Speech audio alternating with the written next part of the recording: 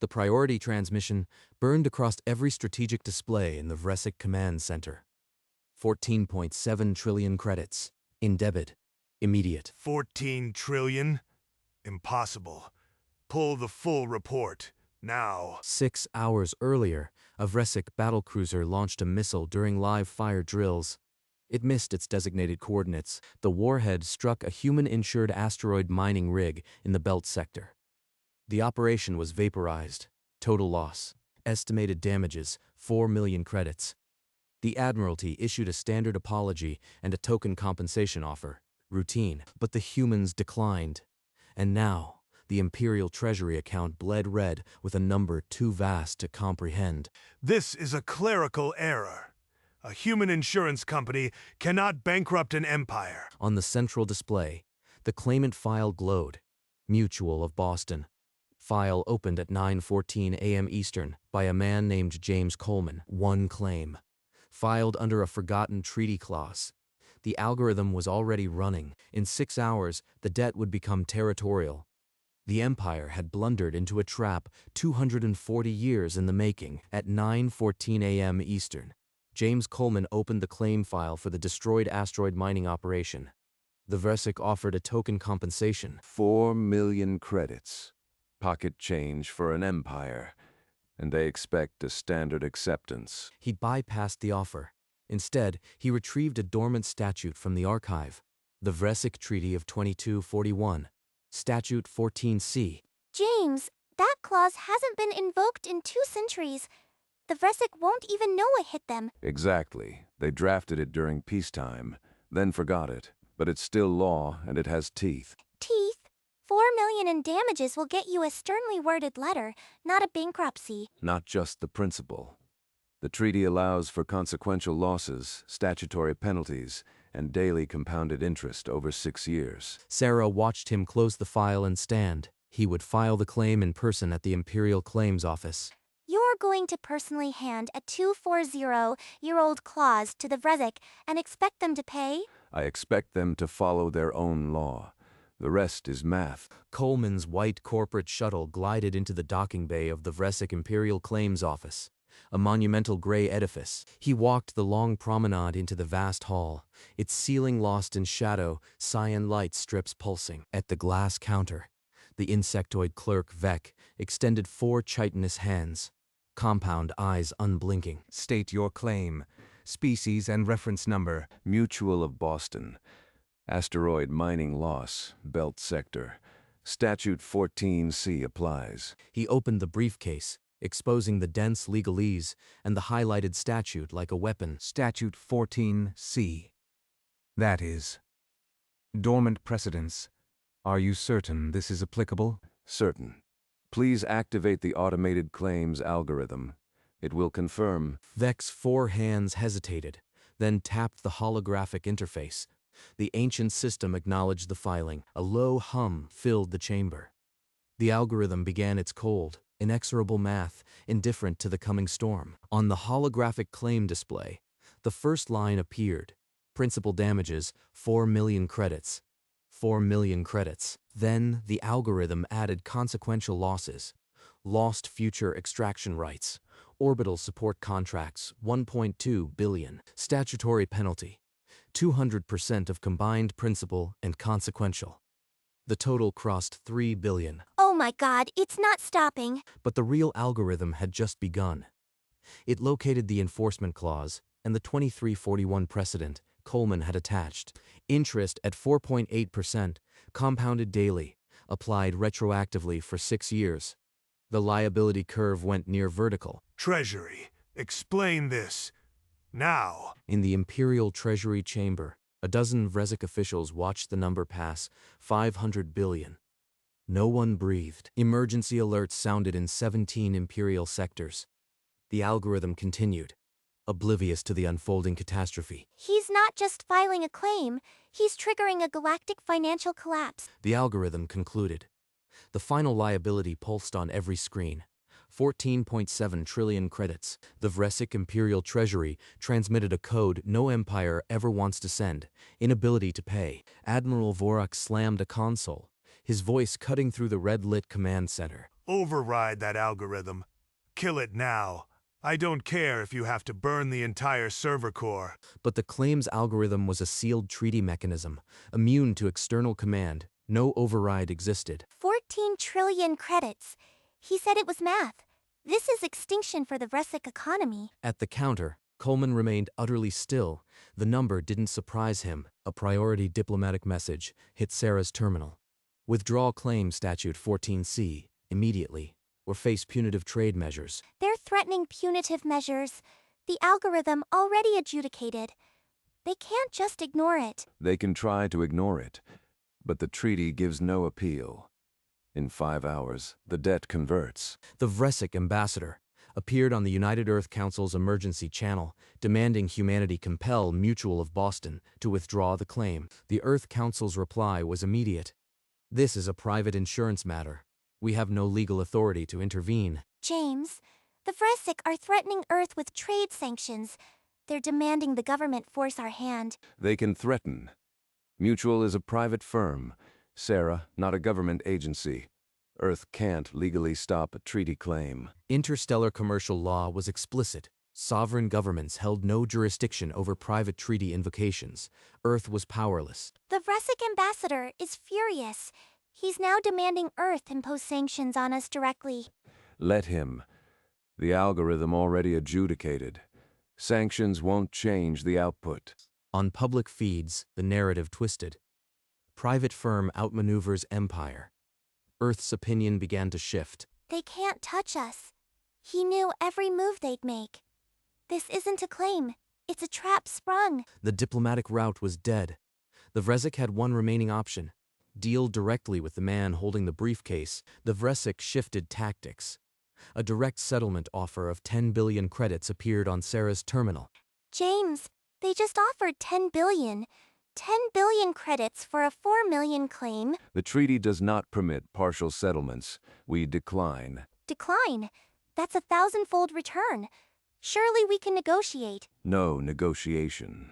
Statute 14C is absolute. If we accept less, the claim voids. They know this. Admiral Vorak read the refusal. The human had rejected the only path to financial survival. They are exploiting our own text, a law we wrote to prevent inter-empire wars. On every screen, the treaty's countdown clock continued. Immune to pleas or offers, Coleman had not demanded money. He was waiting for the inevitable conversion. Vorak understood. They were caught in a legal mechanism designed to prevent exactly this sort of blunder. Sarah descended into the Mutual of Boston archive, a dusty vault, untouched by modern renovation. The memo, penned in the founder's own hand, read, "The Vresic Empire will someday blunder. We must ensure their own treaty punishes them for it." They didn't just use the law, they planted it. Mutual helped draft Statute 14C. James, this isn't a claim. It's a premeditated trap 2 centuries in the making. It is.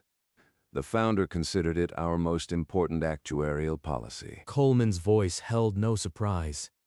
He had always known, always waited for the exact misstep. They insured against the day an empire would make the right mistake. The premiums were patience and legal precision. The Mutual of Boston logo loomed on the wall, suddenly seeming less a corporate emblem and more a patient predator's sigil. We've been waiting for this for 240 years. Everything is going exactly as planned. The treaty text on her tablet now read like an assassination. The interest rate a weapon designed by a dead human who understood empires better than they understood themselves. In a final desperate act, Vresic Cyber Command launched an invasive spike at the claim's algorithm's core. The system has entered a defensive lockdown. You cannot terminate the protocol. The countdown reached 0. The algorithm flagged the debt as unpayable, and the ancient secondary clause awoke. A star map erupted. 3 uninhabited worlds in the Vresic border region glowed red, tagged for cession. They cannot take our planets because of a decimal point. This is an act of war by arithmetic. The system flagged the assets equivalent to the debt. Then the new countdown began. Territorial transfer in 10 minutes. The legal machinery is absolute. No decree, not even the emperor, can halt a territorial conversion. Then we reclaim them by blood, launch the fleet, Every available ship to the border now. Vresik warships ignited their engines, but the border was hours away. The transfer would complete before they arrived. The algorithm did not care about rage or fleets. It only waited for the clock to deliver 3 worlds to a human insurance firm. The Vresik transmitted a final, desperate offer. Cede 1 mineral-rich world to Mutual, in exchange for dropping all claims. The boardroom erupted in debate. It's a real planet. Not just credits. Actual territory with resources. We can stop this now and still come out ahead. The Mutual boardroom buzzed. Senior executives saw a path to enormous wealth without risking a military confrontation. If we take one, we set a precedent that the treaty can be bargained away. Next time, they'll offer half. We take all 3. He's right. But 3 planets, that's not a claim. That's a declaration of economic supremacy. The CEO called for a vote. The room was silent for 10 seconds. Then, hands began to rise, one by one. The board backed Coleman. By a slim margin, but it was enough. The full claim stood uncompromised. Good. The algorithm doesn't negotiate, and neither do we. Inform the Vresik their offer is rejected. Sarah watched the transfer timer, now under 3 minutes. The planets would be Mutual property by lunchtime. The Vresik ambassador's final threat pulsed unanswered. The Galactic Ledger was about to rewrite history. The story broke faster than the Vresik could contain. Every human newsfeed carried the same headline: Insurance firm claims 3 planets, opinion fractured. Some called it reckless brinkmanship. Others saw a masterstroke of corporate law. In the Vresik Command Center, Admiral Vorak watched the fleet launch. 48 warships burning hard for the border. They will not plant their corporate flag on Imperial soil. I will turn those worlds to glass if necessary. The CEO of Mutual patched a priority call directly to Coleman's office. His voice was strained. The CEO asked whether Mutual had just started a war. Number. The treaty holds a mutual defense clause. If the Vresik fire on those planets, the Republic intervenes. They'd be signing their own empire's death warrant. Vorak knows that. The Vresik fleet still advanced on the display, but the transfer timer showed single digits. The board remained uneasy. But Coleman's logic held. The brink had arrived. War, or surrender, hinged on whether an admiral would obey a law written by his ancestors. The Republic High Court's seal materialized on every bridge display. Injunction: Vresik fleet, stand down. The treaty's mutual defense clause had triggered automatically. Any hostile act would invite the entire Republic Armada. Aboard the Vresik flagship, the order arrived. Engines flickered, then died. You would have us kneel to a document. We are the Vresik Imperium. But the Admiral knew the cost. The Republic's response would be immediate and absolute. The fleet halted, 48 ships motionless in the void. An empire's pride frozen by a clause. On the Galactic Ledger, 3 registry entries began to shift. Red Vresik designations faded, replaced by a new blank field. The transfer was already irreversible. No override, no imperial decree could halt the algorithm now. Vorak finally understood. They had lost the moment the human opened his briefcase. The transfer timer hit 0. The planets would be Mutual of Boston property before the fleet could fire a single shot. The Galactic Ledger finalized the transfer. Mutual of Boston now held legal title to 3 worlds. In the Vresik capital, the Emperor read the verdict in seclusion. The palace fell absolutely silent. Admiral Vorak was commanded to the throne room.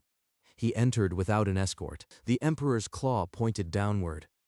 No words were needed. Vorak's command was revoked. The Admiral removed his rank insignia. A legacy shattered by a human briefcase. News cyclones swept the Vresik systems. The Empire had been defeated by a clause. The 3 worlds glowed on every star map, now outlined in Mutual blue. The change was irreversible. The Galactic Ledger updated one final time. Vresik authority over the border region had ended. Vorak walked alone from the palace, the weight of his empire's humiliation on his shoulders. The planets waited, silent and patient, for their new corporate masters. In Boston, James Coleman watched the transfer confirmation pulse once on his screen, then vanish. He closed the claim file without ceremony. The clock on his display read 11:48 a.m. 6 hours and 34 minutes had passed since he opened the file that morning. James, the Galactic Ledger just finalized. We are the legal owners of 3 planets. Yes, I'll need to file my expense report. He was serious. The man who had just bankrupted an empire was thinking about bagels. Expense report? James, you pulled off a legal heist that will be studied for centuries, and you are worried about your lunch receipt? Coleman opened the standard form, his fingers moving with the same precision he'd used on the treaty. What are you listing? Coffee, bagel. The treaty doesn't cover meals, and a tip. He submitted the report. The total was $14.23, the most expensive lunch in history. The news feeds erupted with a single, unified headline. Insurance firm owns 3 worlds. Every human channel, every alien network carried it. Mutual of Boston's stock quadrupled in minutes. The Galactic Exchange froze twice to handle the volume. 3 other empires immediately launched emergency audits of their own treaties, searching for similar hidden clauses. The founder's memo just leaked. Every major outlet is running it. The whole plan is public. The 240-year strategy was laid bare. The galaxy now knew it was never about a mining accident. They know it was planned. The whole galaxy knows we planted the clause. Good. Maybe they'll read the fine print next time. He's actually enjoying this. The man who just destabilized an empire is drinking coffee. Coleman didn't smile, but his eyes held a cold satisfaction. The founder's vision was complete by sunset. Mutual of Boston was the most powerful corporate entity in known space, and the galaxy had learned a new kind of fear. An encrypted corporate call broke the silence in Coleman's office. The CEO's voice was urgent but measured. Yes, I've been expecting the flood. How many empires have requested audits? 3 major powers had filed formal requests for treaty vulnerability assessments. They wanted to avoid the Vresic's fate. Coleman didn't need to think. He had already drafted a proposal for a sovereign risk management division. I'll head the division. We'll audit their treaties, identify exploitable clauses, and offer our services. He opened a new file. Interstellar Liability Audit, Protocol Draft. The first clause began to take shape. His keystrokes built risk models that would make Statute 14C look like a polite suggestion. Every empire signs treaties without reading them. We'll make sure the fine print is airtight. Outside his window, the Boston skyline glittered, but his mind was already on a dozen alien capitals. The mutual empire had just begun, and James Coleman was already drafting the next trap. The office had emptied. Only the glow of the city and a single desk lamp remained. Coleman stood at the window, his back to the room. You are still here. Most people would be out celebrating. This is my celebration. Just this. Did you ever have any doubt? Any moment when you thought it wouldn't work? Number. They wrote the law. We just read it. He actually believes that. Or maybe it's the only truth he's ever needed. They were so busy being an empire that they forgot they were also a signatory. That's the mistake. Sarah met his gaze. She knew he wasn't gloating. He was simply stating a fact, the same way he'd file a report. They stood for a moment longer, 2 underwriters in the silent office, the weight of 3 worlds settling around them. Then Sarah left, and Coleman turned back to the window, alone with the city and the future. Days later, Mutual of Boston held a quiet ceremony in its marble lobby. No fireworks, just a portrait. The founder's stern face now hung beside a polished plaque. Visionary of contractual justice. A small crowd of staff gathered. Sarah stood near the back, watching Coleman accept the attention with his usual reserve. A reporter stepped forward, microphone extended. Mr. Coleman, was it worth it? The risk, the potential war? We're an insurance company. We manage risk. The answer didn't satisfy every question, but it ended every debate. The room exhaled. Manage risk. He said the same thing after the algorithm hit them for 14 trillion. He'll be saying it on his deathbed. The plaque gleamed under the lights. The founder's eyes seemed to approve the proceedings. Beyond the glass walls, the Boston skyline faded toward evening, and far above, 3 new worlds now bore the mutual shield. The ceremony ended. Coleman walked away, briefcase in hand, as if it were just another Tuesday. On the first world, automated construction drones swarmed the barren surface, laying the foundation for Mutual's first off-world campus. Orbital projectors cast the Mutual shield across the upper atmosphere of the ocean planet, visible to any passing ship. In the deep black, the three planets aligned, each now a sovereign asset, each property of a Boston insurance firm. In a quiet Boston cafe, Coleman finished his bagel. The coffee was still hot. Same cafe, same order. The universe changed, but the bagel is consistent. His tablet chimed. 3 more empires had formally requested treaty audits. The queue was growing. He opened the founder's memo one last time. The final line read, "Stupidity, across all species, is eternal." Coleman closed the tablet. The words no longer felt like a prediction. They were a ledger entry. Beyond the window, the Mutual building caught the afternoon light, its logo a silent promise. And light years away, drones continued their work, building an empire on the back of a decimal point. Coleman finished the last bite of his bagel. The coffee was nearly gone. He opened his tablet and filed a second expense report. Coffee, bagel, tip, another $14.23. He recalled the final line of the founder's memo, "We insured against stupidity. And stupidity is eternal." The cafe hummed with ordinary life, indifferent to the cosmic shift he had engineered. Beyond the low roofs, the Mutual of Boston Tower caught the last light, its shield logo glowing softly. The earth fell away, the blue-white marble shrinking as the lens hurtled toward the outer system. Then the 3 worlds appeared, adorned with the blue Mutual shield, construction drones glittering like fireflies around each.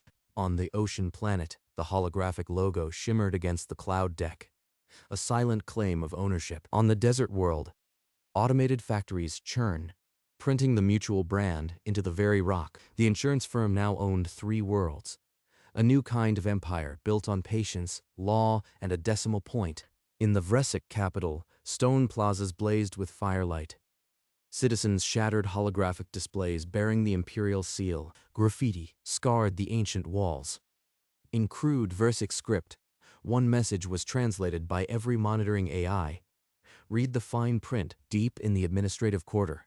A sub-minister sat alone, scrolling through the treaty that had humiliated an empire. His voice was barely a whisper. Next time, we read the terms, but his words missed the point. The humans hadn't exploited a loophole. They had planted it 2 centuries before the ink dried. A new stencil appeared beside the first. A human briefcase, wings spread, a halo of compound interest. St. Coleman, patron of fine print. The riots would fade. The graffiti would weather. But the lesson? Only half learned. They blamed carelessness. They never suspected the deception was older than their living memory. And in a Boston cafe, the man who had done it paid for lunch with the smallest expense report in corporate history. Fade to black. A quiet evening settled over Boston. Coleman walked home, briefcase in hand, as he had 1,000 times. He passed the Mutual building, its shield logo glowing against the darkening sky, a quiet colossus. Inside the empty lobby, the founder's portrait hung in its place of honor, the plaque gleaming softly. The painted eyes seemed to follow something invisible, a calculation stretching across centuries. The city hummed, indifferent to the 3 worlds now spinning under a corporate banner. And then, a voice from the past, preserved in ink. "One day, an empire will blunder. Be ready." The whisper faded, but the warning didn't. Not for the empires that missed fine print. Coleman walked on. Another commuter, another Tuesday, another small step in an actuarial eternity. The night closed in, and the stars, some of them owned, blinked without comment. Fade to black. Mutual of Boston. Established 2181. Risk managed.